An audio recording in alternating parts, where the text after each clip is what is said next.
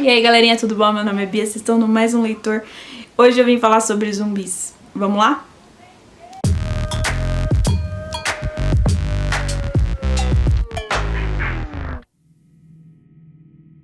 Então, eu sei que esse tema é super manjado na internet, um monte de gente já falou sobre isso. Porém, recentemente eu tenho percebido que muita gente acredita que zumbi é um morto-vivo e acabou. E foi pensando nisso que eu resolvi fazer o vídeo, porque não é só isso, tem variações, vertentes, morto-vivo e zumbi são completamente diferentes. E pra eu contar essa história pra vocês, eu tenho que voltar um pouquinho no tempo, lá na Idade Média, onde tudo começou, com mitos e histórias de pessoas que voltavam à vida para atormentar parentes, aqueles que ficaram vivos. E esse tipo de história se espalhou por toda a Europa. Eles levavam o nome de... Eu não vou falar o nome, gente, eu não me arrisco a falar nomes que eu não sei. Tem até uma série com esse nome aqui, que do latim significa voltar. Se você procurar um pouquinho também, a gente tem o... que são da mitologia nórdica. E eles também eram pessoas que morriam, voltavam à vida, só que mais fortes ainda para causar o caos no vilarejo. Mas enfim, eu só trouxe esses fatos para vocês para mostrar que história de pessoas que morreram e voltaram à vida é muito antigo. É bem mais antigo do que este filme aqui, A Noite dos Mortos-Vivos. Foi produzido em 1968 e muita gente usa isso como referência para falar que foi daqui que saiu os zumbis. Não foi daqui que saiu os zumbis, mas graças a esse filme a história se espalhou mais ainda e ganhou um aspecto visual que conseguiu entrar na mente das pessoas. Foi aí que as pessoas conseguiram visualizar como é que seria se os mortos realmente voltassem à vida. E tem o trailer do Michael Jackson também, que é bem legal a gente citar isso, porque eles retrouxeram o tema de mortos-vivos à tona depois de um tempinho. Então, mortos-vivos são pessoas que morreram, literalmente morreram, e depois voltaram à vida.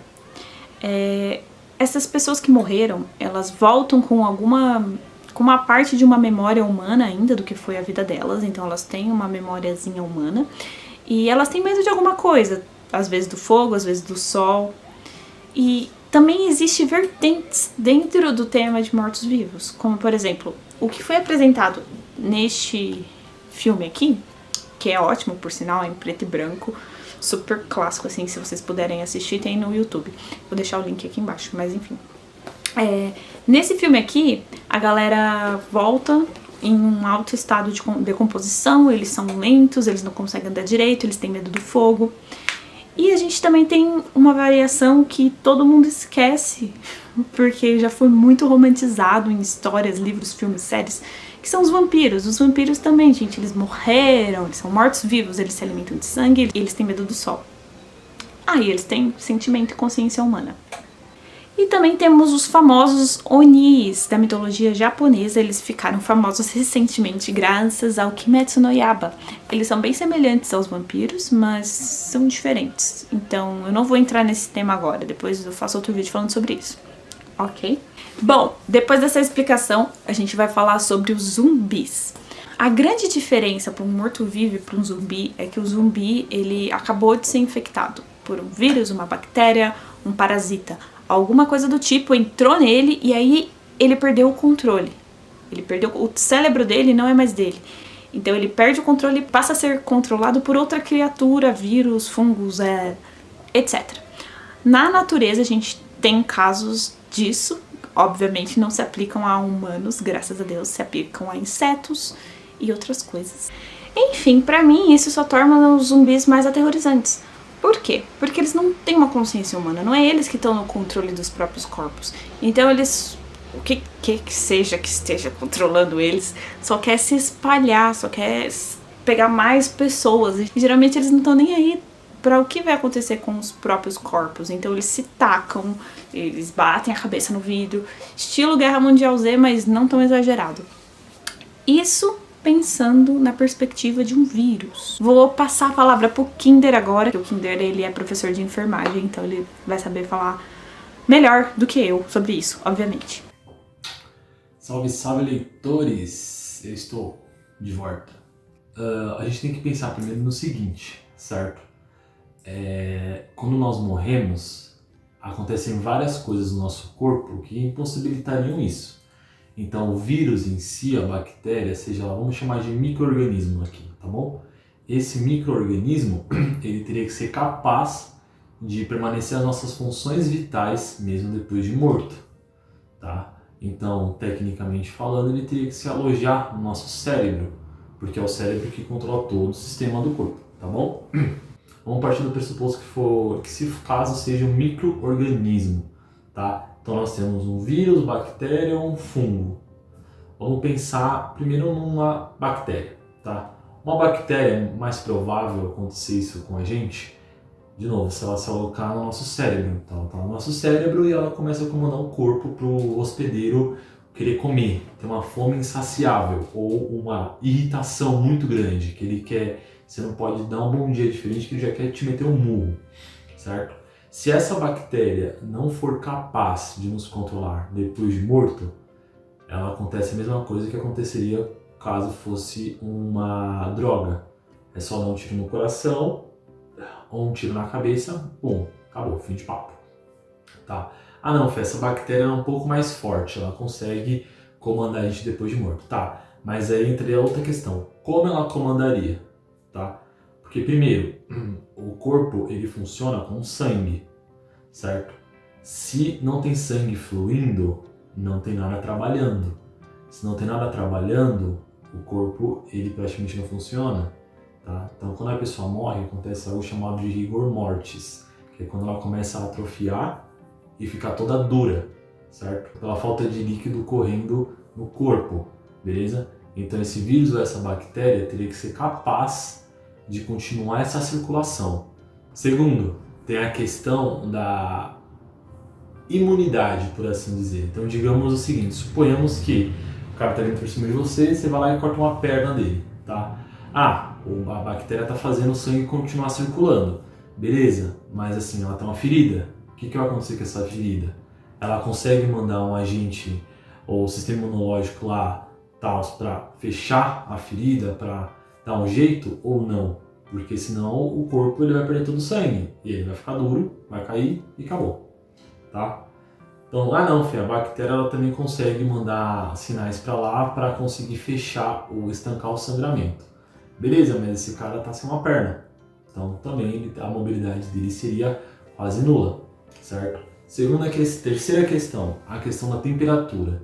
Tudo bem, tá fazendo o sangue circular, mas essa bactéria também teria que controlar a regulação térmica do corpo, porque senão em temperaturas muito baixas o corpo congelaria, em temperaturas muito altas o corpo praticamente cairia por conta das ações das nossas bactérias internas, certo? Não da bactéria vírus, ou da bactéria zumbi, por assim dizer. Então, vocês estão vendo? Tem muito detalhe que a bactéria tem que controlar para ela conseguir criar um zumbi em si funcional, entendeu? Não algo assim que a gente consiga achar uma cura muito rápido, tá? Eu vou entrar nesse ponto daqui a pouco. Vamos partir do pressuposto que fosse um vírus, tá? Calma que eu vou chegar na questão da transmissão. Um vírus, ele teria que fazer as mesmas coisas, mas vírus, ele costuma atacar primeiro as células, tá? Então ele transformaria toda a célula do corpo numa célula zumbi. Ele teria todas as mesmas questões que entrou na bactéria. Ele teria que conseguir fazer um monte de coisas para permanecer esse hospedeiro dele intacto, né? Esse hospedeiro bom, porque seria praticamente uma reação simbiótica, tá? Aí vem a parte que eu acho mais provável, que é a questão de um fungo, porque um fungo é um ser vivo, né?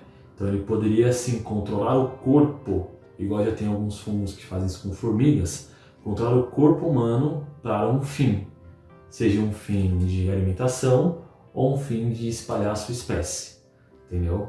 Como aconteceria isso? Da mesma forma, esse fungo se alocaria no cérebro, tá? Ele tomaria conta do cérebro humano e comandaria a pessoa.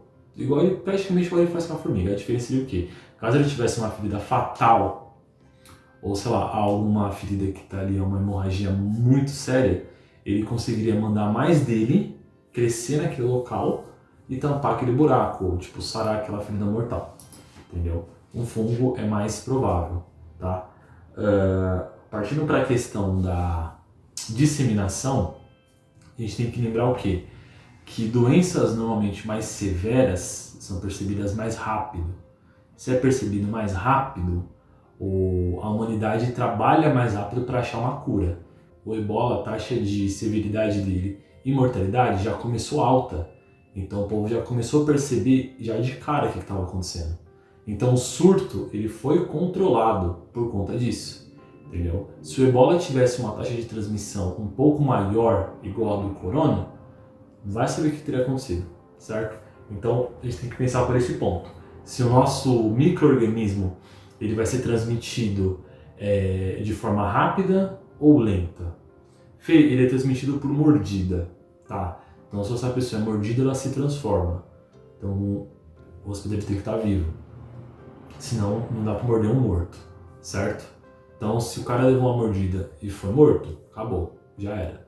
Ah não, Fê, transmitido por mordida, mas ele consegue controlar o corpo depois de morto. Ah, então toda a questão que eu falei no início do vídeo. Tudo o que o vírus precisa fazer para manter o hospedeiro intacto, vivo, tá? Não, Fê, ele é transmitido pelo ar, tá? Pelo ar é um pouco mais complexo. Ele teria que ter uma mutação muito grande porque nem todo mundo tem um sistema imunológico igual. Às vezes uma pessoa de uma certa idade tem um sistema imunológico melhor e isso acarreta de que ela é mais resistente, ela não poderia pegar o vírus. Mas vamos pensar num cenário de The Walking Dead, onde está todo mundo já infectado, certo? Nesse cenário o vírus só age quando você morre, quando você está vivo está tudo tranquilo, né? Então aí você morreu e ele conseguiu fazer tudo aquilo que eu estava falando, todas aquelas funções, ele voltou o corpo à vida e deu uma fome insaciável para o seu hospedeiro. Então ele virou um zumbi, né? Não um morto-vivo, igual a Lara explicou. Tá? Mas assim, a probabilidade disso acontecer é nula, gente. É nula. No mundo que nós vivemos hoje é nula. Eu vou explicar por que é nula. Tá? Primeiro, tem a questão da informação. Caso isso acontecesse, seria muito mais rápido a gente fechar as fronteiras se o nosso micro-organismo ele já aparecesse de cara. Entendeu? Tipo assim, putz, aconteceu casos isolados numa cidade específica, onde o povo tá comendo gente, certo? Então, já isolariam aquela cidade, tá? Para saber o que tá acontecendo.